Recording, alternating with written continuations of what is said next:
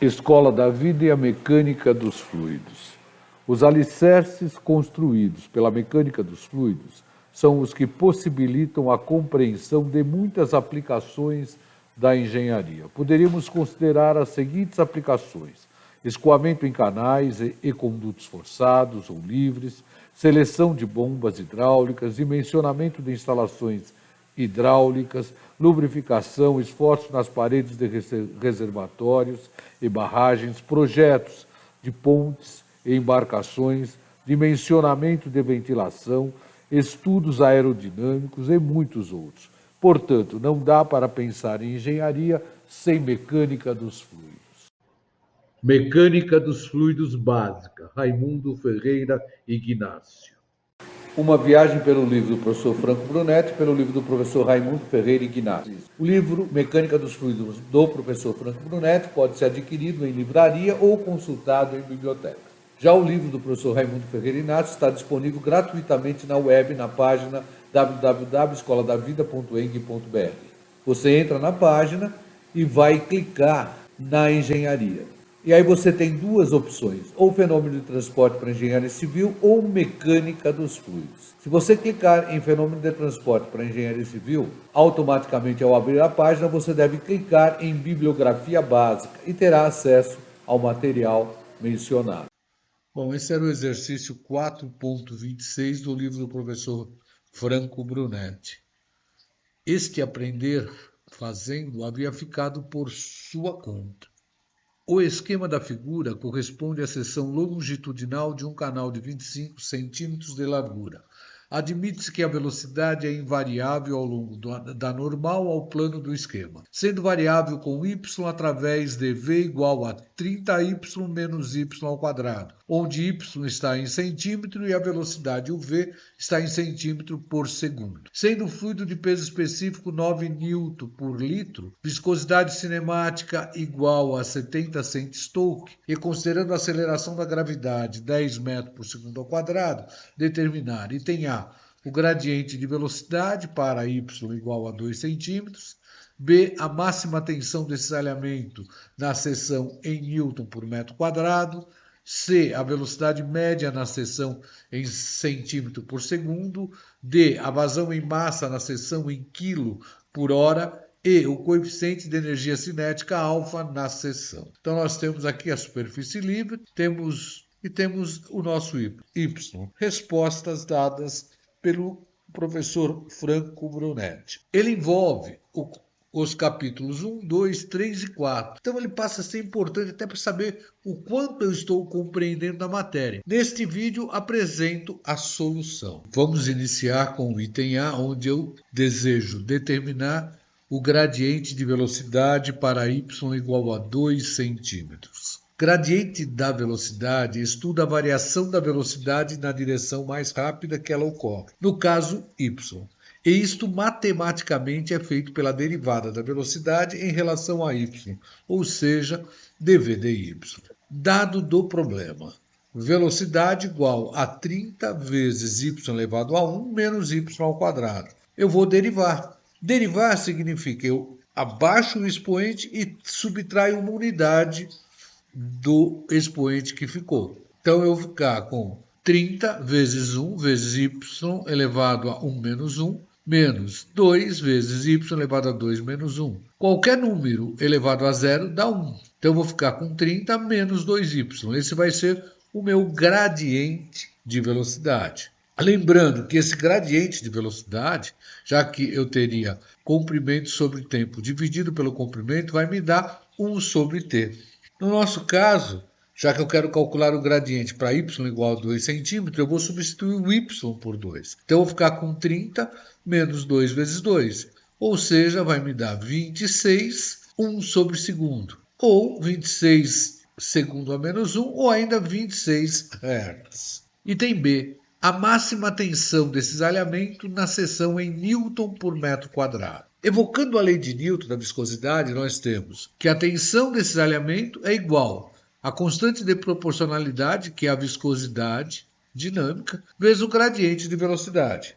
Ora, nós sabemos ainda que a viscosidade cinemática é a viscosidade dinâmica dividido pela massa específica, ou a viscosidade dinâmica vezes a aceleração da gravidade dividido pelo peso específico. No nosso caso, a tensão desses elementos será máxima no ponto onde o gradiente será máximo. Portanto, eu tenho que o gradiente dV dy é 30 menos 2y. Eu vou ter que esse gradiente é máximo para y igual a zero, onde eu terei 30 1/segundo. Vamos trabalhar agora para melhorar a unidade do peso específico. Nós temos que o peso específico foi dado em 9 newton por litro. Nós sabemos que um litro é 10 a menos 3 metros cúbicos. Então eu vou ficar com 9 vezes newton sobre 10 a menos 3. O 10 a menos 3 sobe trocando o sinal do expoente. Então vai ficar 9 vezes 10 a terceira, ou seja, o meu peso específico é 9.000 newton por metro cúbico. Por outro lado, vamos trabalhar agora com a viscosidade cinemática, 70 centstoke. Seria 70 vezes 10 a menos 2 centímetro quadrado por segundo. Nós sabemos que 1 centímetro quadrado é 10 a menos 4 metro quadrado. Então eu vou ficar com 70 vezes 10 a menos 2 vezes 10 a menos 4 metro quadrado por segundo, ou seja,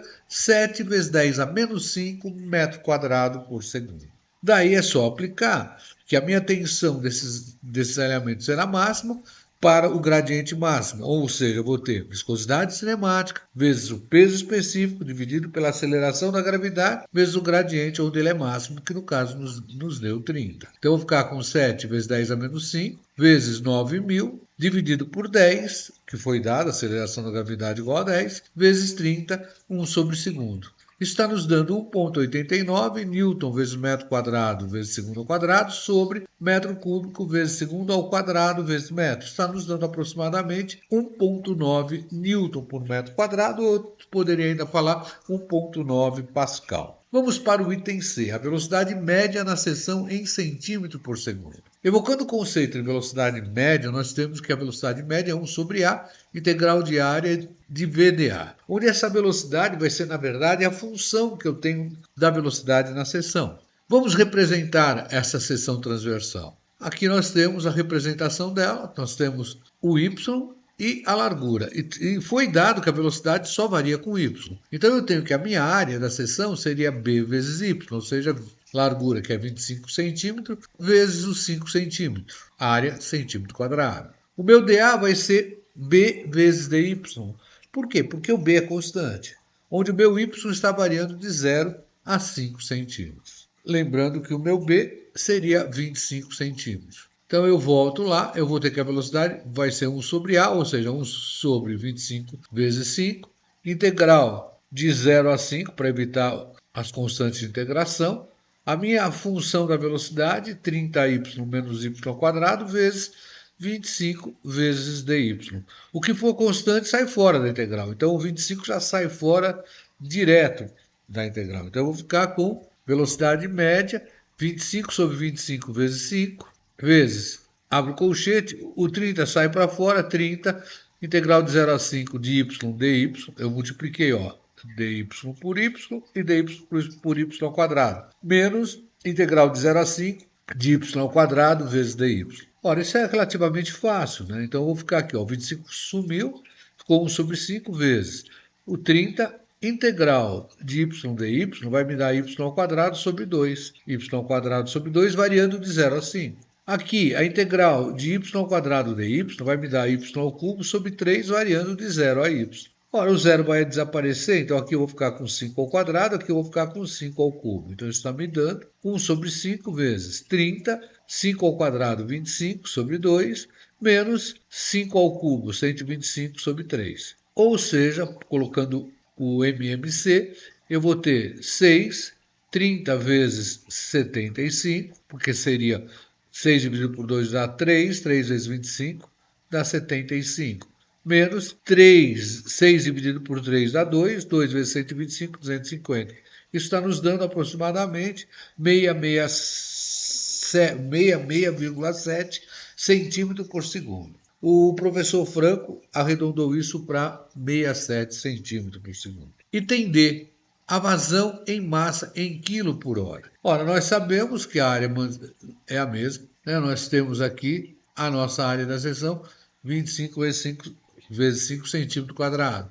Evocando o conceito de vazão em massa, nós temos que a vazão em massa é a massa específica vezes a velocidade média vezes a área. A área é conhecida e nós sabemos que a massa específica é o peso específico dividido pela aceleração da gravidade. Então nós vamos ter que a vazão em massa seria 9.000, que é o peso específico dividido por 10.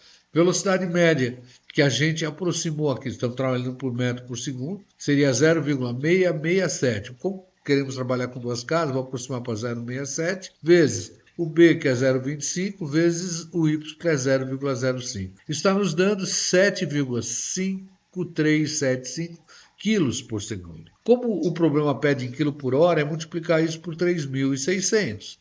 Multiplicando por 3.600, eu vou ter uma vazão em massa igual a 27.135 kg por hora.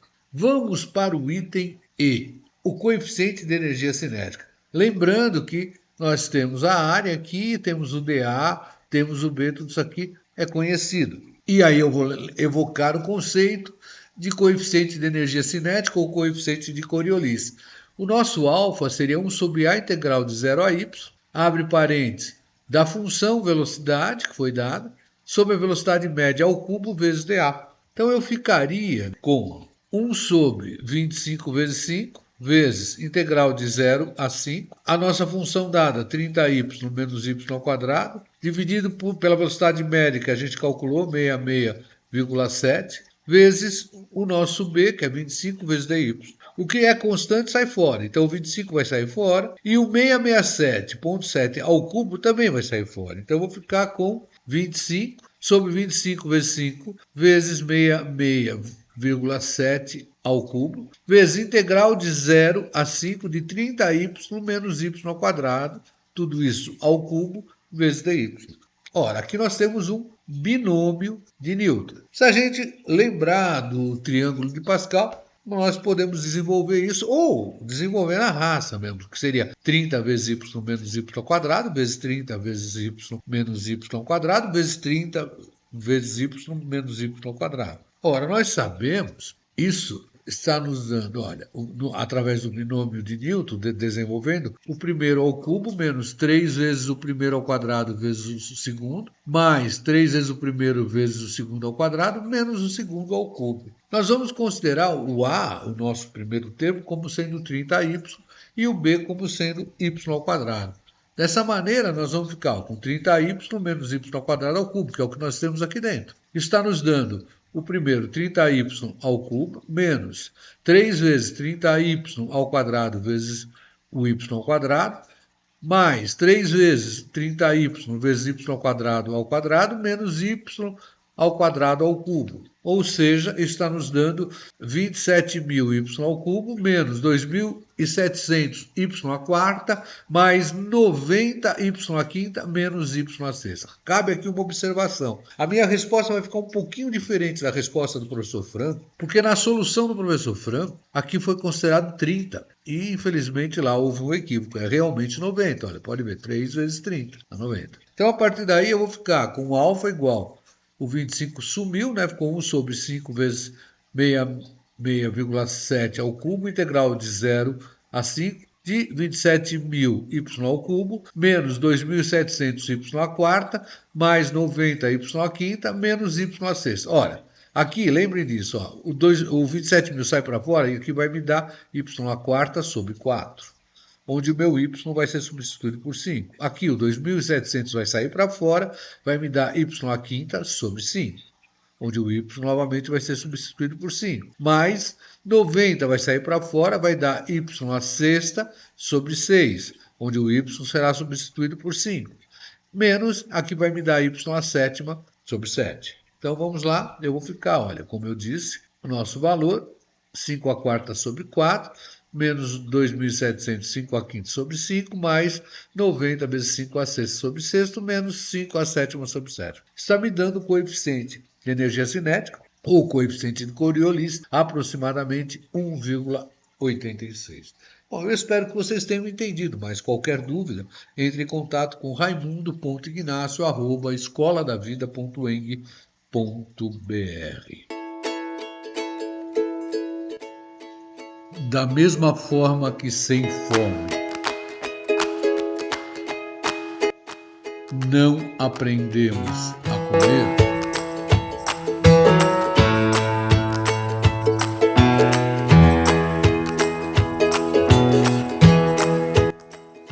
sem motivação,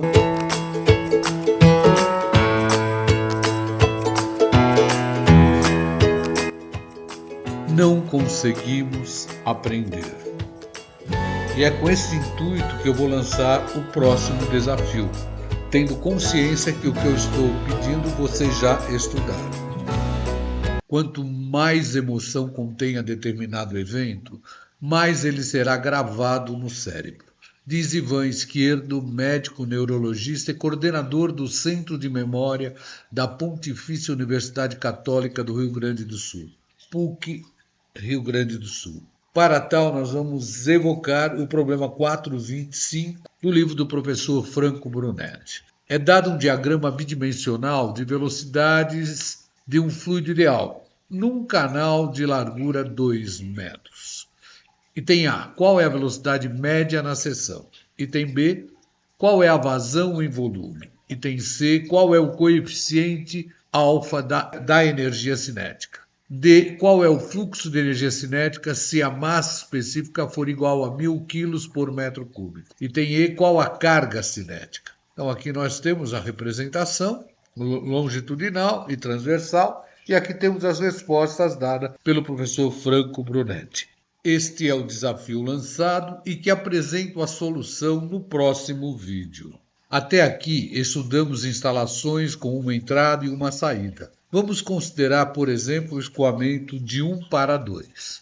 Nessa situação, nós podemos afirmar que para existir esse escoamento de um fluido com peso específico γ e vazão Q, que a carga total na seção 1 é maior do que a carga total na seção 2. Ou ainda, a carga total em 1 menos a carga total em 2 vai nos dar a perda de carga de 1 até 2. Importante aqui notar o seguinte, essa perda de carga vai nos propiciar uma potência dissipada que vai ser calculada como sendo peso específico do fluido que está escoando, a vazão de escoamento, vezes a perda de carga que eu tenho no trecho. De uma maneira geral, quando eu tenho uma instalação com uma entrada e uma saída, nós podemos escrever que a carga inicial mais a carga da máquina é igual à carga final mais a perda de carga do início ao fim. Se for um trecho que não haja máquina, como no nosso exemplo de 1 até 2, o nosso HM será igual a 0.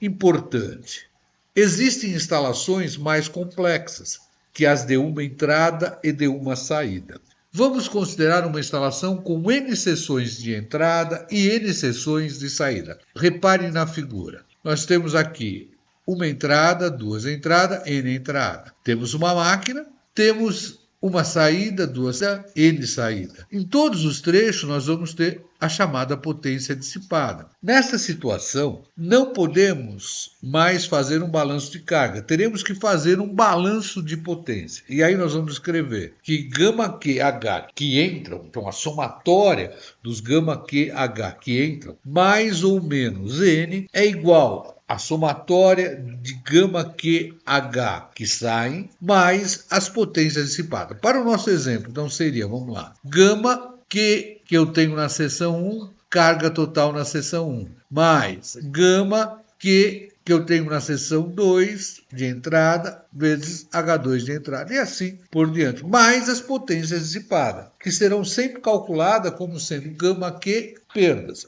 Eu vou ter que observar qual é a perda que existe no trecho e qual é a vazão que eu tenho. Importante observar aqui, esse nosso N, que está relacionado com a máquina, será γQ a carga da máquina. O N será positivo se a máquina for bomba e o N será negativo se a máquina for turbina. Vamos aprender fazendo. Para isso, eu evoco o exercício 4.30 do livro do professor Franco Brunetti. Na instalação da figura, todas as tubulações são de diâmetro muito grande em face da vazão, o que torna desprezível a carga cinética. Determinar, item A, o tipo de máquina e a sua carga manométrica. Item B, a vazão em volume proveniente do reservatório. Dados, a vazão na seção 2 igual a vazão na seção 3, que é 2 igual a 3. Perda de carga no trecho de 0 a 1. 1 metro. Perda de carga no trecho de 1 a 2 igual a 1 metro. Perda de carga no trecho de 1 a 3, 4 metros. Rendimento da máquina, 80%. E potência no eixo da máquina, 0,7 kW. Aqui nós temos as respostas dadas pelo professor Franco Brunetti. Vamos resolver isso. Adotamos o nosso plano horizontal de referência. Então, aqui nesse caso, nós temos uma entrada, que seria a seção 0, e duas saídas. Sai por 2 e sai por 3. E temos uma máquina que está no trecho de 1 até 3. Então, nós teríamos gama Q0 vezes H0 mais N igual gama Q2 vezes H2 mais gama Q3 vezes H3 mais a somatória das potências dissipadas. Vamos calcular a nossa carga total na seção 0. Seria a carga potencial de posição em 0, mais a carga de pressão em 0, mais a carga cinética em 0. Ora, pelo plano horizontal de referência, a nossa carga potencial em 0 é 2 metros. A pressão que age no nível seria o que eu leio no meu manômetro, 50 kPa, vou passar para Pascal, 50.000 Newton por metro quadrado, dividido pelo gama, que é 10 a quarto, ou seja, 10.000 Newton por metro cúbico. A velocidade em 0 é 0, nível de reservatório, condição de regime permanente, nível constante. Então nós vamos ficar com 2 mais 50.000 dividido por 10.000 mais 0, isso está nos dando 7 metros. Vamos calcular agora a carga total na seção 2. Seria a carga potencial de posição em 2, mais a carga de pressão em 2, mais a carga cinética em 2. Ora, PHR aqui, a minha carga potencial de posição em 2, 5 metros. Eu estou lançando na pressão atmosférica, se trabalho na escala efetiva, ela vale 0. Então a carga de pressão, 0. E a carga cinética, o problema pediu para a gente desprezar. Então nós vamos ficar com 0 mais 5. Então eu fiquei com 5 metros como sendo a carga total em 2. Em 3, carga potencial de posição, carga de pressão e carga cinética. Novamente, a pressão que age aqui é a pressão atmosférica, a carga de pressão vai ser 0 e a carga cinética vai ser 0. A nossa carga potencial em função do PHR é 4 metros. Então eu vou ficar com 4 mais 0 mais 0. Carga total em 3, 4 metros. Vamos colocar essas informações na nossa equação inicial. Antes disso, vamos lembrar que o nosso Q0 vai ser igual a Q2 mais Q3. Vazão que chega é igual à somatória das vazões que saem. Por outro lado, a gente sabe que Q2 e Q3 é igual a Q. Portanto, o nosso Q0 vai ser 2 vezes Q. Vou pegar essa informação e jogar na nossa equação inicial. Então, eu vou ficar lá com 10.000 vezes 2Q vezes 7 metros. Mais N, 10.000 vezes Q, que é a minha vazão em 2, vezes 5. Mais 10.000 vezes a vazão Q, que eu tenho na seção 3, vezes a carga total em 3, 4 metros. Mais a potência dissipada de 0 a 1, onde eu vou ter 10.000 vezes 1, que é a perda de carga, vezes a vazão, que é 2Q. Agora, de 1 a 2 e de 1 a 3, a vazão é a mesma e o gama é o mesmo. Então, posso pôr em evidência. Então, vai ser 10.000 vezes Q, vezes 1 mais 4. Efetuando as contas, nós vamos ficar com 140.000 Q mais N igual 90.000 Q mais 20.000 Q mais 50.000 Q. Isso está me dando que o meu N será igual a 160.000 Q menos 140.000 igual 20.000 Q. Ora, como a vazão é um parâmetro positivo, podemos afirmar que N é positivo, portanto, trata-se de uma bomba. Então, nós teríamos lá o N igual a 20.000 Q e trata-se de uma bomba. Como é uma bomba, eu sei que a potência do eixo é a nossa potência da bomba, 0,7 kW ou 700 watts. Isso seria igual à potência útil dela dividido pelo rendimento. O rendimento sempre menor do que 1. O rendimento que foi dado, 80%. Então, eu vou ficar com 700 igual a potência N dividido por 0,8. N vai ser igual a 560 watts. Ora, 560 watts é igual a 20.000 Q. Eu tiro a vazão Q que está passando aqui, ó. Na máquina passa uma vazão Q. Então eu vou tirar que a minha vazão Q será 0,028 metros cúbicos por segundo, porque eu estou trabalhando no sistema internacional, multiplico por 1.000 para achar em litros por segundo, ou seja, eu tenho uma vazão de 28 litros por segundo. Por outro lado, nós sabemos que esse 560 será o gama, 10.000, vezes a vazão, vezes o HB, porque nós já sabemos que é a bomba. Então eu tiro daqui que o meu HB será 560 dividido por 280, que é o resultado dessa conta aqui, olha. 10 a menos 3 vai dar 10, 10 vezes 28, 280. Portanto, o meu HB igual a 2 metros. Para achar a vazão agora é simples, né? Já que eu sei que a vazão que vem do reservatório, que alimenta o trecho de 0 a 1, é 2 vezes a vazão que eu achei. Então, essa vazão Q0 será 56 litros por segundo. Bom, eu espero que vocês tenham entendido, mas caso tenham alguma dúvida, entre em contato com raimundo.ignacio@escoladavida.eng.br. Da mesma forma que sem fome não aprendemos a comer,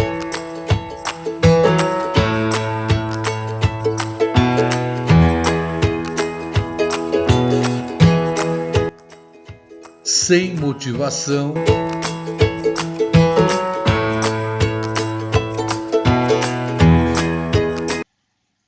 não conseguimos aprender.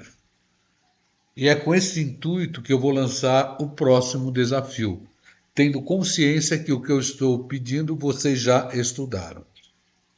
Este aprender fazendo é por conta de vocês. Vamos iniciar com o exercício 4.27 do livro do professor Franco Brunetti. Sabendo que a vazão proporcionada pelo tanque inferior da instalação é igual a 15 litros por segundo e que a potência dissipada por atrito em toda a instalação é 1 kW, determinar o tipo de máquina e a potência da mesma. Dados: peso específico do fluido que está escoando, 10⁴ Newton por metro cúbico, perda de carga de 0 a 2, 4,8 metros, área do tubo 100 cm² e pressão manométrica 40 kPa.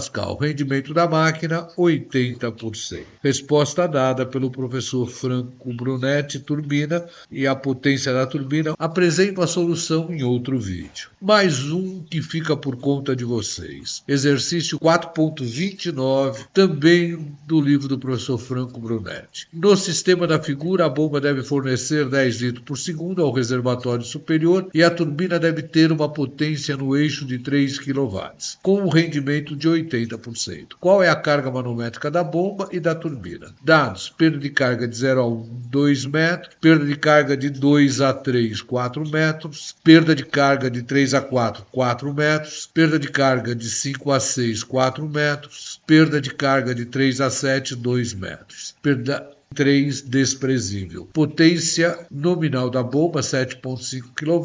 Peso específico do fluido que está escoando, 10⁴ Newton por metro cúbico. Rendimento da bomba, 0,8. As respostas também dadas pelo professor Franco Brunetti. Carga manométrica da turbina, 117,2 metros. E carga manométrica da bomba, 45,5 metros. A solução também será apresentada em outro vídeo. Mais um que fica por conta de vocês. É um exercício 4.31 do professor Franco Brunetti também. Na instalação da figura, todas as tubulações são de mesmo diâmetro, D igual a 138 milímetros. O registro é ajustado para que a vazão pela seção 1 seja metade da vazão da seção 2. Para tal condição, a altura manométrica da bomba vale 8 metros e as perdas de carga valem respectivamente. Perda de 0 a E igual 1/3 da velocidade de entrada ao quadrado sobre 2G, perda de S a 1 igual a 5 vezes velocidade